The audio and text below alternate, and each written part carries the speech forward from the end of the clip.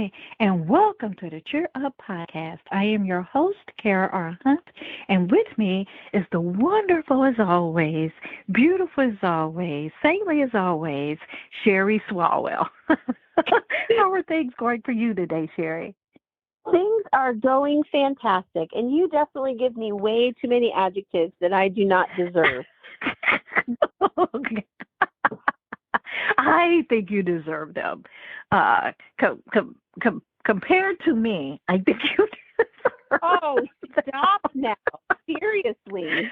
Yeah, so you're just so much more calmer in spirit when things happen, and I'm just more of like off with their heads.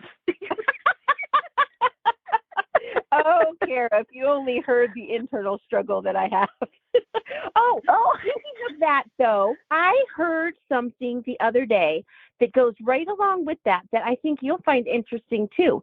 I was making a comment to my sons because you say that about me and you. I say that about me and my kids. I'm like, oh, how is it that you are so calm? Like, they never say a bad word about anybody. They're never in a bad mood. If they are, they sure as heck don't show it. And I'm like, how are you like this? Like, what are you doing? You did not come out of my womb if this is because this is not me. Like, how do you do this? I want to be like you when I grow up. I seriously have these conversations with them. And I was reading a book. It was it's a very, very tough subject matter. It's called The Devil Within. And it's about sexual abuse in the church. So it's a very, very hard topic to read about. But in the book, the son was talking about his dad, and he was talking about how his dad was always calm. His dad was always, he had like this, like he was well-mannered and he never got ruffled. He taught his son, so the father taught his son how to be that way. And it turns out that the dad was an abuser, so we're not going to go there. But he's like, the point of what I'm trying to make now is it's a discipline. Like, anybody can be that way. And I thought, what? No. Do you know my personality? Like, do you know that I act like I'm, somebody from a different culture, and I just, I'm way more expressive than I should be? Like, seriously? Like, he was talking about how it's a discipline, and I'm not sure if I agree with him. The jury is still out because I have knee-jerk reactions, and I'm like, I don't know if I could discipline that out of me. Am I that disciplined? I try to be disciplined in a lot of areas of my life, so I just thought that was really interesting. Well, you know what the really funny thing is that when I'm calm and I'm non-reactive to a situation, people are like, Kara, are you okay? Exactly. They're like, oh, if I get you're okay? Quiet, yeah. If I get too quiet, people ask me the same thing. And I'm like, I'm just sitting here. And they're like, I know, you're just sitting here. I know. And I'm like, wow, okay. But they're like, you okay? Everything good? And I'm like, and I try not to agree per se, but I'm trying to, practice that discipline, and say what I'm really saying and thinking what I'm really thinking, like I typically do. And I'm like, no, I'm just being quiet. I'm listening. I'm processing. And I just don't think it's good for me to give my opinion right now. And you know what? They'll be like, no, share your opinion. We want to hear it. I see why they would want you to, because you are very wise. You are one of my treasured sisters in Christ that I go to when I want the truth. And I don't want the truth watered down. I don't want I don't want a yes man as a friend. I want the truth.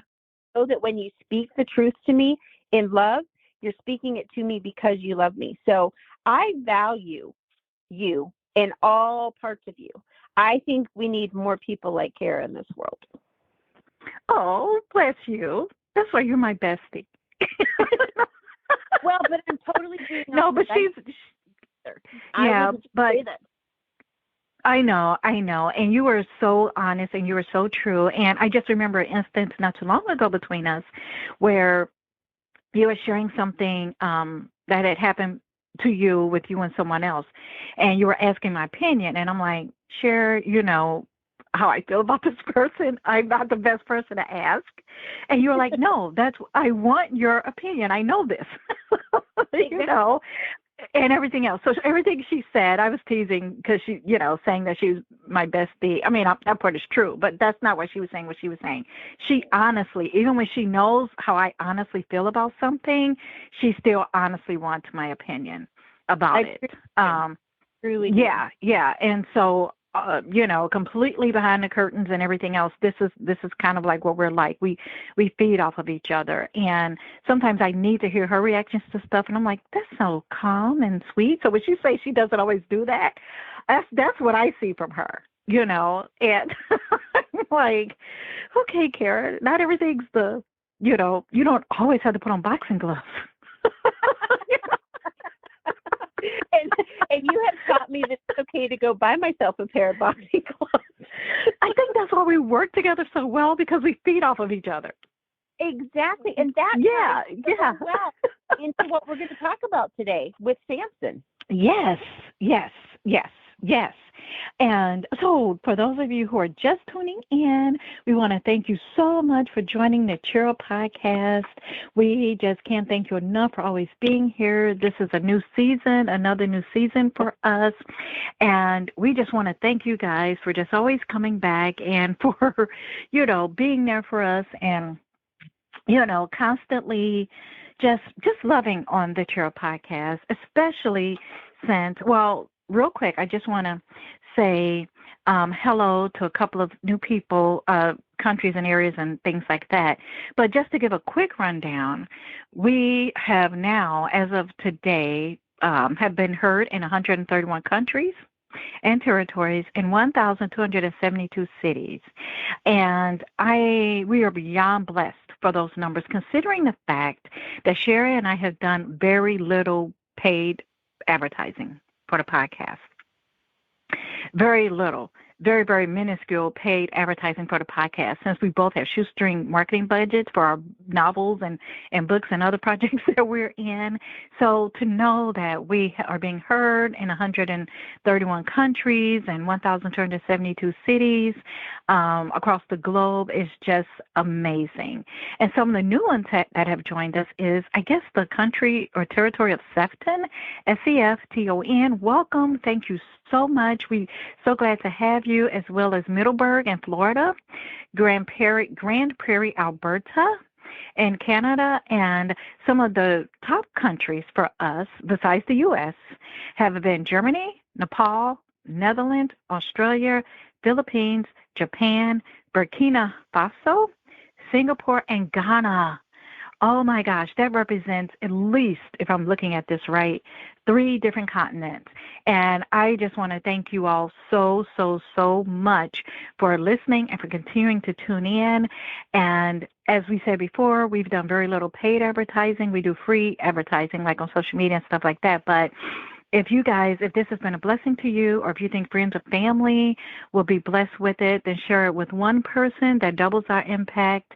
2 or 3 or 4 people, that even makes it even more accessible to other people. And just remember, they don't have to be in the same country, So podcasts can be held globally all over the world. So thank you, and welcome to the new nations, territories, countries, and cities that are joining us today on the podcast. So that's all I wanted to say, Cheri. I'm so glad you did. That is it. I second, Kara. I can't thank you enough for listening. And if you would share with a friend so that it can get the word out. If you're being encouraged, then more than likely somebody else would be encouraged as well. And why keep encouragement to yourself is what I always say. If you're blessed by something, then allow it or share it so it can be a blessing to somebody else. So today we're going to continue talking about boundaries, which is such an important topic. And it's a topic that is global. It's a topic that is definitely for the times today. We hear so much about good boundaries and bad boundaries and toxicity and this, that, and the other. And in my opinion, all of that is great.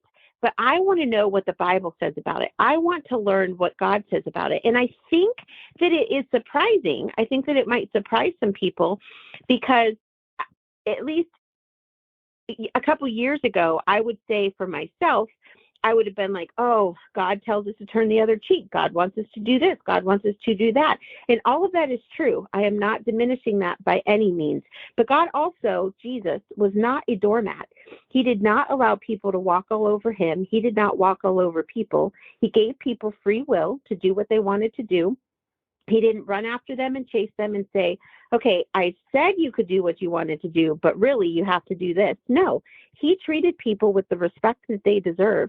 And we are expected to do the same if we're going to be Christ followers and we're going to emulate what Jesus himself, or use Jesus Christ when he was on the earth as our model, if we're going to do what he did. Now, today, we're not talking about a story from Jesus's time when he walked on the earth. We're going to go back even further.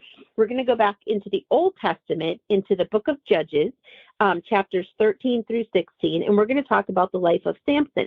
Now, to give you just a little bit of a background, and I'm not really, really good with like the whole background stuff, so if I'm wrong in any of this, Kara, pipe up and let me know.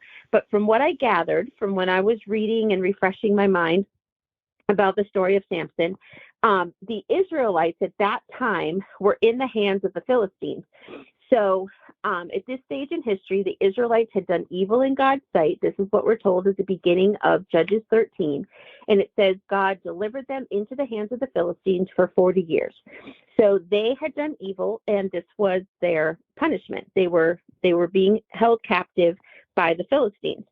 So God had heard the cries of his people, and he had decided that Samson, who was being born to people who were barren, so this couple, and it's interesting because the couple is only known as Manoah and his wife. The wife's name is never given, but they are given very, very, okay, before I get into the instructions that God gave them, I find it very interesting that God has used barren people, 3 different barren couples, for 3 very special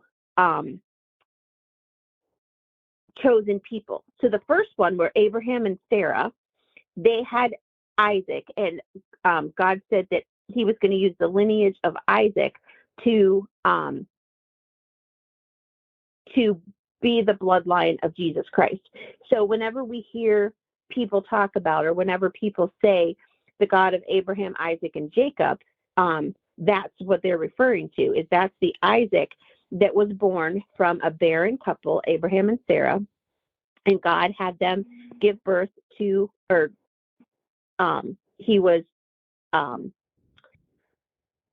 they ended up getting pregnant with Isaac. Isaac was the one that was the result of that pregnancy. Then fast forward to Manoah and his wife in Judges, and Samson is the one that God chose to help deliver the Israelites out of the hands of the Philistines. Then fast forward to Matthew and Elizabeth and her husband Zachariah. They were barren. God said they would have a son, or they would have a child. Zachariah went mute because he laughed at God and said, yeah, I don't think so. Do you not see how old we are? And God said, you won't speak again until you tell people that his name is going to be John, not named after you. And that's exactly how it happened. So John the Baptist was born to Elizabeth and Zachariah. So God uses barren couples. He's used 3 different ones specifically in the Bible for 3 very special children to be born, that he had a purpose and a plan for their life. So when he went to Manoah and his wife, he told them, he said, to the wife, he said, drink no wine or other fermented drink. Do not eat anything unclean. And then your son, when he's born, his head is never to be touched with a razor. He is a Nazirite, dedicated to God from the womb. He will take the lead in delivering Israel from the hands of the Philistines. So then it tells us a little bit later in Judges 13, the woman gave birth to a boy and named him Samson. He grew, and the Lord blessed him, and the Spirit of the Lord began to stir in him. Now, this is all well and good, except that Samson got himself a little cocky. And so Samson decided to not pay attention to the different rules that God had given his family and given him specifically. He decided to take matters into his own hands. He got a little bravado. He decided that he liked this whole strength thing that God had given him. And so he started openly defying the rules. He started ignoring the rules. Ways that he did that were he killed a lion with his bare hands. And then again, remember, it says, don't eat anything unclean. Don't drink any wine or other fermented drink.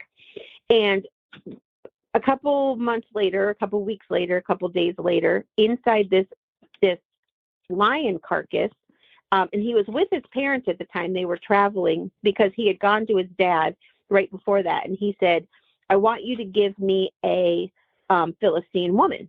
And his dad's like, why can't you marry somebody from our tribe? Why can't you marry somebody from the tribe who loves God?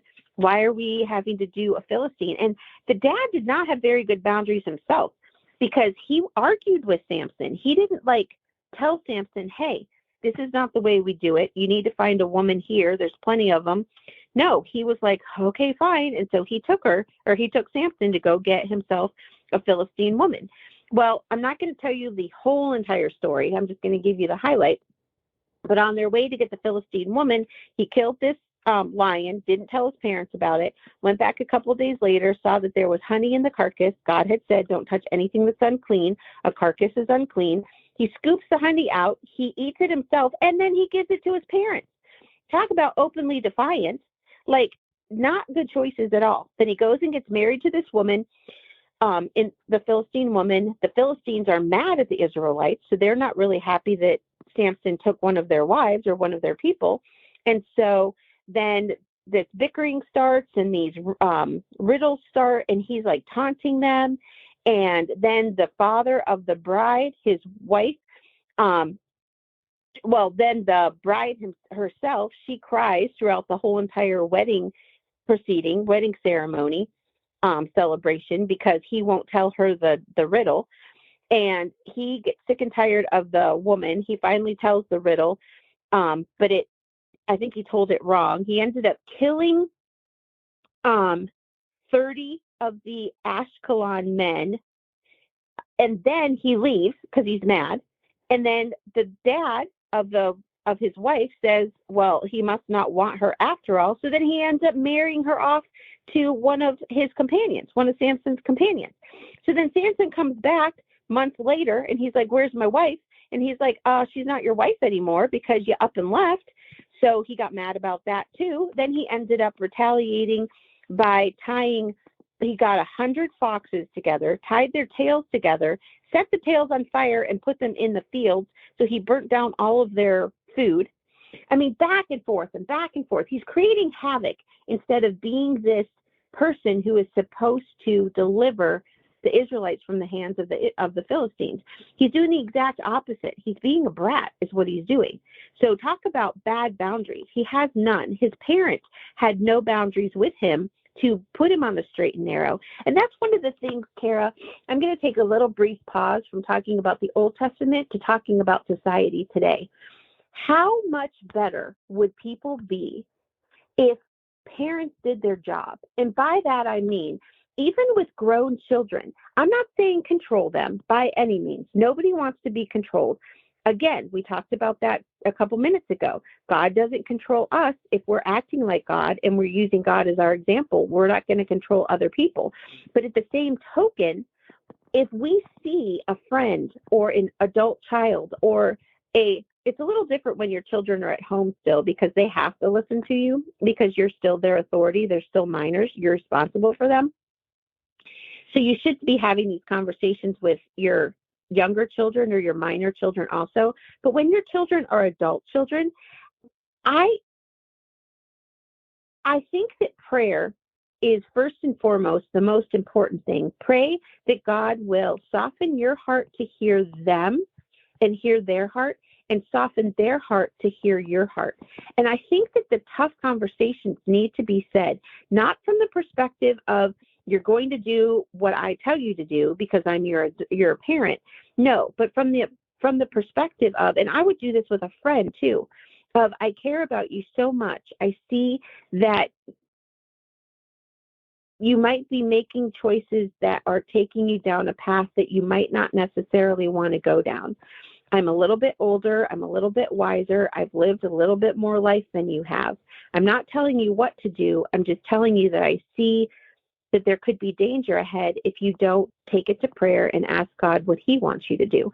I think that speaking the truth in love to those that we do love is so important. If only Manoah had done that with Samson, I wonder if things would have turned differently.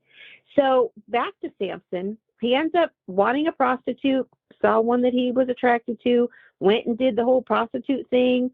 Then he ended up finding Delilah. So he's never told no. He just ends up doing what he wants to do, when he wants to do it, how he wants to do it. He has no boundaries. He has no self-control. He's not exhibiting the fruits of the Spirit, which are self-control.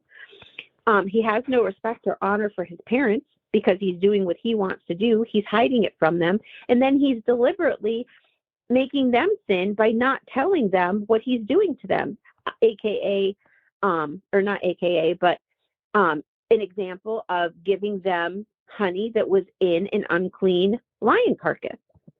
So he ends up in a relationship with Delilah. Delilah's in cahoots with the Philistines. They end up, and this is where he's just dumb. Like, seriously, let's just pause for a second. He's just dumb. He's not thinking with his head, because Delilah is proving time and time again when she keeps asking him, where is it that you get your strength from? How do you get your strength? And he lies to her and lies to her. But the lies that he says, she tells the Philistines. So he's an idiot because she's showing him with her actions and with her words that she's running to the Philistines every time he gives her an answer. But she does the exact same thing that his wife did before, and she cries and she pleads and she plays the whole, victim thing. You won't tell me you don't love me, blah, blah, blah. Well, then he finally tells her, because he's like, woman, won't you just shut up? So he finally tells her the truth. He ends up getting his hair cut off. He ends up losing his strength. He goes to jail. They pluck his eyes out. He's stuck doing menial labor. His hair finally grows back. And then at the very end, they bring him out to this whole, in front of all of the leaders. And they said that there were 3,000 men and women, these Philistines, the rulers of the Philistines, as well as these 3,000 men and women, had come together to offer a great sacrifice to Dagon, their god, little g, and to celebrate the capture of Samson. He comes out, he pleads with God. He says, I know I screwed up, but if you would just give me strength one more time, I know that you are Lord. I know that you are the one that gave me the strength to begin with. But if you would give me strength one more time, I will avenge and I will make right. And his exact words were, Sovereign Lord, remember me. Please, God, strengthen me just once more, and let me with one blow get revenge on the Philistines for my 2 eyes. Thus he killed many more when he died than when he lived. This time, though, he asked God for permission instead of just doing it in his own strength. And the two things that I want to point out before I want to throw it over to you, Kara, and see what your thoughts are, is what kind of people are we? So Delilah, she was known as a person. So I love my Bible. I have a Life Application Study Bible. It's the New International Version. And in my Bible, it talks about both Samson and Delilah. And this is the part that I want to point out. So for Delilah, it says, a person's greatest accomplishment may well be helping others accomplish great things. Likewise, a person's greatest failure may be preventing others from achieving greatness. Delilah played a big role in preventing Samson from achieving his greatness. Was it her fault? No. But did she play a part in it? Yes. Was she a helpmate to him and make his life better? Or did she bring destruction to his life? She brought destruction to his life. And then it talks about Samson, and it says, in the end, Samson recognized his dependence on God. When he died, God turned his failures and defeats into victory. Samson's story teaches us that it's never too late to start over. However badly we may have failed in the past, today is not too late for us to put our complete trust in God. It's not how we start, it's how we finish. But so there is hope. And my pastor loves to say we are all one choice away from getting worse than how we are today, but we're also one choice away from digging ourselves out of the pit we may have put ourselves in. So it's our choice. We can choose one choice in the positive, or we can choose one choice in the negative. And each choice that we make towards the positive is one more choice of greatness, of getting ourselves out of the hole that we dug ourselves in. In other words, it's never too late. God is the restorer. God is the redeemer. God is the God of reconciliation. And so there's always hope. But what do you think of Samson and the different boundaries that he did not have in his life? And how much better he would have been if he'd had parents who taught him godly boundaries. Yeah, it is. So the first thing I want to mention is, before I forget, you had said something when you were describing the history of Samson. And I'm like, wow, that has not popped out to me before when I read that scripture. But it's just so interesting, where he was dedicated in the womb, from the womb, and everything else. And I got to thinking, I'm like, wow, a lot of believers and churches do baby dedications, which are awesome, and I love it. And if you've never seen one, you just really got to do it, because they're just absolutely awesome. They're like baptisms, it just really warms your heart. And if you're like me, I always tend to tear up at baptisms and stuff like that. And when children, but they're dedicating their children to the Lord. And I was thinking, what if we started doing womb dedications? It's like, soon as you find out you're pregnant, to contact your pastor or your church or whoever and everything else, and then do womb dedications, instead of just baby dedications, right? And everything else. And I don't know. Don't you think that'd be cool? I love that. I'm like age. I would totally do that. I know. I just, when you said that, I'm like, ooh. Oh, okay. So it's like, as soon as women find out they're pregnant, they're like, can I do a womb dedication? And just have, just like they do child dedications, do a womb dedication, and everything else. So I don't know. That just really struck me when you were talking about that. And everything else. And then second, the whole Samson thing, now, I would have to go back and just slowly read it, because I cannot remember if the vow, whether Samson took it himself or if his parents made that vow for him when that womb dedication was happening. Huh? Parents made the vow for him. But I think they told him about it. I know he knew about it. Yes. Yeah. Yes. But I think parents made the vow for him. Okay, so that's what I was thinking. So they made the vow for him, but he knew from a young age that he was an Nazarite and that he was set apart, and that these were the things that he could do and what he couldn't do, right? And everything else. And so he knew this. Mm-hmm. He knew this. So it's not like he didn't. And so by him accepting the gifts that came with that vow, he accepted the vow. Right, meaning for him accepting and using the gifts, the strength that came with that gift, and he pretty much accepted that vow, but he didn't keep it. I never thought about that, and contrast him with John the Baptist. Absolutely right, and he never kept that vow, and there were several vows in there. Like he wasn't supposed to touch an unclean thing.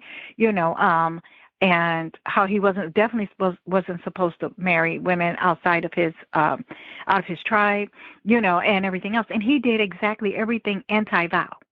Mm-hmm. And I just want to point out that when you do that, then what kind of consequences do you think you're going to get? Right? Okay, so he may not have verbally made that vow, and as far as I know, back then in that culture, maybe when he was old enough, he may have taken it. But I do know he was living with the blessings of that vow, which pretty Mm-hmm. much says he accepted it. He knew about it, he accepted it, and he did the opposite. Somewhere along the line, he developed a rebellious spirit. And like you said, I think if his parents maybe would have, when he was younger, and he just started showing a little bit of that, I'm Samson. I'm, who can beat me? I'm strong. Someone comes against me. I mean, all I need is the jawbone of a donkey, and I can just, I mean, they're gone. They're history, right? Or the jawbone of some animal. I think it was a donkey, and everything else, and he just fights them all off. He was, I think, he got to the point of I'm invincible. Yeah. I'm invincible, and I know that there's this boundary, that there's this vow that I'm supposed to keep, that not supposed to get into relationships with foreign women. But man, they're so beautiful. They're so exotic. I see them and I just want them. Well, what's that? That's lust. Mm-hmm. Right? That's lust. And there's a reason that God puts those boundaries in our path. It's not to keep us from having fun or enjoying things or something like that. He knows that in the end, it's only going to bring us trouble and turmoil and distress and lead us into sin. And there was a reason for that. Yeah. And also the main reason with them is because they worship other idols. Right. They worship other idols. He was serving the one true God. And when you mingle with people who serve other idols like Dagon and all the rest of them that they were serving, it's their influence. You may not think they're influencing you, but they are. Right? And every time he got into, I believe, a sexual covenant with some of these women, it seems like the worse he got. It was like the worse he became. It was like the worse he got, and everything else. And he just became so full of himself, basically, And now I do kind of, it gets to a point, but you got to remember Samson was strong. You kind of get to the point where you're like, as a parent, like, what in the blazes are you doing? And you just want to tie them up. To a tree or something and like stop it, and everything else. But Samson would have just broke the chains, and it's like there's not much they can do as far as that goes. As far as, besides just verbally telling him, what you're doing is wrong. It's only going to lead to heartache and heartbreak and harm for you. And in his case, they didn't have to take him to the Philistines and have him get married. They could have said, we love you, but we're not okay with this. Oh my gosh, you're right. They took him, right? They did. Yeah. See what I mean? It's like one of us in today's time willingly taking our son or daughter to someone who we know is not good for us. It's not going to be good for them. Not we guess, not we suppose, not that we speculate, but that we know. Okay? Right. As a Christian believer, where it's like us tying them to someone who's worship another God. You and I were previously, before the podcast, talking about witches and warlocks, right? And everything else. So that's like us taking a believer, our children who are believers, who were raised in church, who was raised in God, who believe in Jesus Christ, and they fall in love with a witch who serves Satan. Mm-hmm. But we're like, okay, well, we'll take you because we know you really, really like her. What? Right. Because basically that's what they were doing. These Philistine women worship other gods. Again, small g and an S, and everything else. And it's like, so why would you do that? So I 1,000% get what you're saying with that. Like, why would you take him there to do that? Right? I don't know. It does make you scratch your head, huh? You can't stop him because he's an adult, but you don't have to participate, and you don't have to condone. And you don't have to condone. And you don't have to go. Right. It's like I said, with one of us, it's like one of our children, I know she's a witch, and talking about our sons, I know she's a witch and everything else, but she has a good heart, and she's just a white witch or whatever. I don't know, whatever they call them, and everything else. And I was like, okay, we'll take, what? No, I'm not participating in that any way, shape, or form or fashion. And I'm warning you every day until you say some type of vow to her, which is it really going to be about a God? If she worships some other God, what is the ceremony going to be about? I don't want to have nothing to do with it. I love you. I will always love you. Even when you get married, I love you, but you would never, ever hear me say that I think you made the right choice. Right. And that your life is not going to be miserable as a result of it.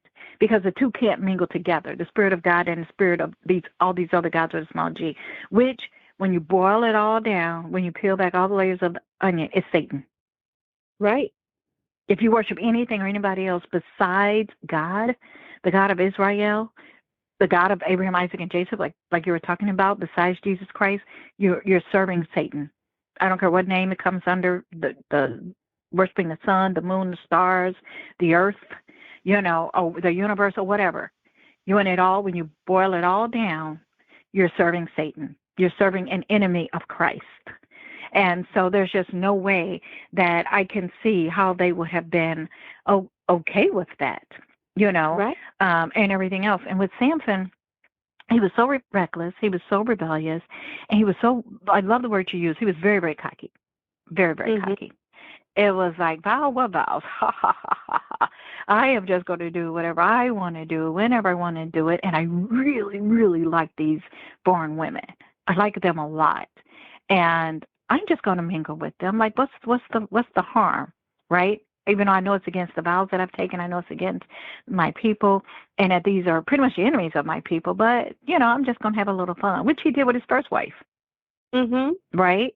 And everything else. And then when he gets to Delilah, he's just like, he thought it was all fun and games, but this is when you get to the point to where the Satan ain't even trying to hide anymore that he sent this person on assignment to you. He's not even trying to hide it. Like you said, Delilah, she wasn't necessarily being coy about what she was doing. She was like in your face. Right? She was in his face. And now was she playing the whole damsel in distress and, oh, you don't love me, and everything else. But that's the spirit of manipulation, right? And he knew how important it was, how his strength was in his hair and everything else. And he knew how important it was. But he just got so tired of her, you just pressure till people give up. And he did the one thing that he wasn't supposed to do. But it got to this point to where it wasn't like Satan's trying to hide it anymore. She wasn't pretty much under the cover of darkness anymore with a veil or anything. Her intentions were pretty obvious, and he knew them, and everything else. And he tricked her several times, right? Before. Multiple times before he ended up, just telling him. And, in our minds looking back, reading the story from, centuries later, it's like, what was going through your mind? Why of all people, not your wife, but even that would have been wrong because she was a Philistine, right? But like, what of all people? Delilah. Delilah. I keep wanting to call her Jezebel. So if I say Jezebel by accident, I mean Delilah. So I have to keep checking myself on that, and everything else. And he did it. And Satan wasn't even trying to hide it anymore. This woman was on assignment. She really did not cover. I mean, did she come straight out? No. But her intentions were so clear, you could see him a mile away. And he knew it. But he got so careless and he got so reckless, and he was little by little eroding every boundary throughout his life up until this point, little by little, eroding every vow by this point, that the biggest one, he just was like, you know what? I'm just so tired of people bothering me about this. Like, besides, what are they going to do, right? I'm Samson, and everything else. And, well, we see what happened. Because once they found out that's what it was, they took that strength away from you, and they were able to bound him up in ropes, in chains, and everything else, and put him, and he was sinning the whole time. Every time he disregarded these vows, every time he took these baby steps backwards from what he knew that he was called and ordained to do. And who knows what type of life Samson could have had if he had honored all of those vows. You understand what I'm saying? Who knows Well, the miracles and stuff we would have seen if he had done that. And then he goes, and of course they're getting ready to kill him because he's killed so many of their people. And they did it not in quiet. They did it in a very, very humiliating and public way. And sin will bring that, and him breaking a lot of those laws and stuff was so significant, and everything else.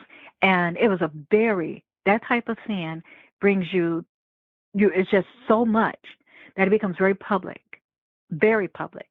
uh, very public, humiliating. And boy, did they torture him. Like you said, they, his eyes were gone. Can you imagine how painful it had to be? And knowing that you once had this strength to where you could have taken them all out easily with one hand tied behind your back, and now you can't, that you're there and you feel helpless and hopeless. But he put himself there. He put himself there to let the enemy be able to take advantage of him like that.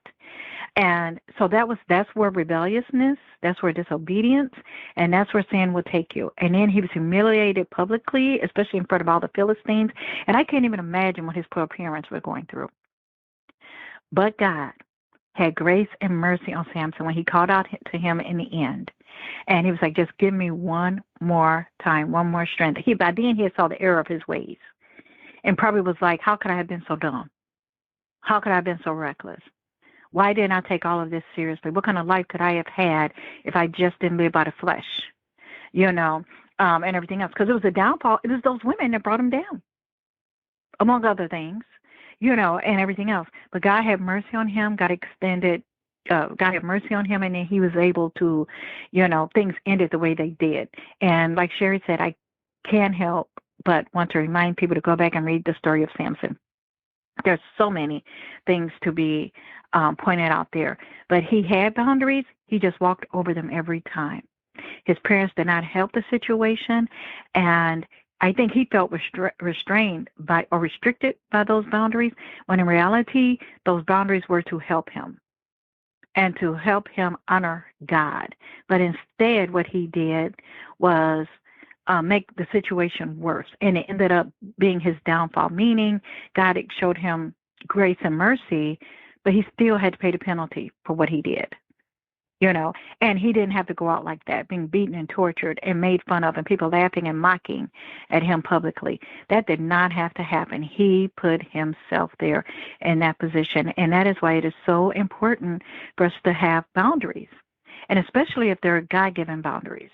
Because there's a reason, like, for instance, the Ten Commandments. People like to say, oh, that's Old Testament, and everything else. Well, there's a reason you shouldn't covet your neighbor's wife. Okay? And there's a reason that you should not have no God above any other God. There's a reason that God puts these things throughout the Bible, because he knows that if we go down that road, it's only going to end in disaster. You cheating on your wife, it could be ended up being a very public thing, or it could be private, or it could be public, depending on how brazen, you were about it, or how brazen the other person is, and it's like he's just saying, just don't go there. It may be fun for the moment. You may get a thrill for the moment. You may feel proud at the moment, like, look at what I can do, like Samson. But in the end, it's not going to end well. Boundaries are so important in families, in relationship, with friends, with co-workers, it just goes on and on and on and on and on. And sometimes in our personal lives, we have to set those boundaries. Sometimes for our own mental sanity, and other times we just don't want to be affiliated with people who just 100% want to cross boundaries. Right? Let's say you have a friend and you don't drink anymore. You used to drink way back in the day, but you're a strong believer now, you don't drink. But they're constantly encouraging you, well, let's just go to that bar we used to hang out. Remember how much fun we had to go there? And you keep saying no, but they just keep doing it. They just keep doing it and pressuring you, and you finally end up giving in. You see what I'm saying? That person doesn't have your best interest at heart. So you need to have boundaries there for those people who want to give you do that. Or things like that. Or even if they want you to hang out with people who were bad, but you used to have fun with them back in the day, as they say, but that the things that they did weren't good, and they still not very good. As a matter of fact, it's gotten worse. And they're like, oh, well, let's go visit Suzanne again. You remember how, how much fun we used to have with her, and they won't let it go? You have to ask yourself, why do you want me to go back there? Are you my friend, or were you sent to destroy me? And so we have to constantly have those boundaries in place and in mind. And another one is, especially with Samson, each time he got involved with these women that he knew he wasn't supposed to get involved with, his life got worse. And I think as Christians and as believers in God, that when people come into our life, like if our lives are okay, no one's life is perfect, but it's not going down in a downward spiral real fast. But then someone new comes into your life and everything is in an uproar, everything is going nuclear, you're fighting with your spouse who you rarely have fights with, you're fighting with your kids, even the dog is starting to make you angry, you're throwing stuff, you're getting really mad, you're yelling and screaming at your boss, or, your friends are starting to get on your nerves just by saying good morning, and weird things are happening and everything else, and you're like, and this person is not helping at all, and they keep encouraging you to do bad things, or they just there, and things are they causing division instead of unity. You have to ask yourself, my life was fine until I became friends with this person, until I got a relationship with this person, and then now it's all going downhill fast and downhill towards a garbage pile that's stinking and rotten. And how long am I going to let this go on before I put a boundary in place? And you may really love this person. They could have been a friend of yours. Chances are they probably a family member, and everything else. It doesn't say you don't love them anymore. It doesn't say you don't care for them anymore. It doesn't even say that they're in dire need, that you're not going to be there for them. But what it's saying is you have to draw that boundary to where they're not such an influence in your life all the time. And I just think Samson, the whole story of Samson is a perfect example of why God establishes boundaries and why, as children of God, we need to follow that example. I couldn't have said it any better. That was the perfect way to wrap it up, Kara. I cannot thank you enough. I am truly loving this series. I can't wait to see what we talk about next. So if you want to head over to Kara's website, it's novelsbykararhunt.com. Head over there. I want to encourage you to check out her Habakkuk series. It is amazing. And I am not just saying that. I am not a yes man. I am not somebody who's just going to say what other people want to hear. Love her novels. Cannot wait till she writes some more so that I can find out more and new characters from her. You can also go check out my website, cheriswalwell.com. And just thank you for being here. I will leave you with our verse, which is John 16:33. These things I have spoken to you, that in me you may have peace. In the world you will have tribulation, but be of good cheer. I have overcome the world. Have a great rest of your day, a wonderful week, and we will be back here with you next week.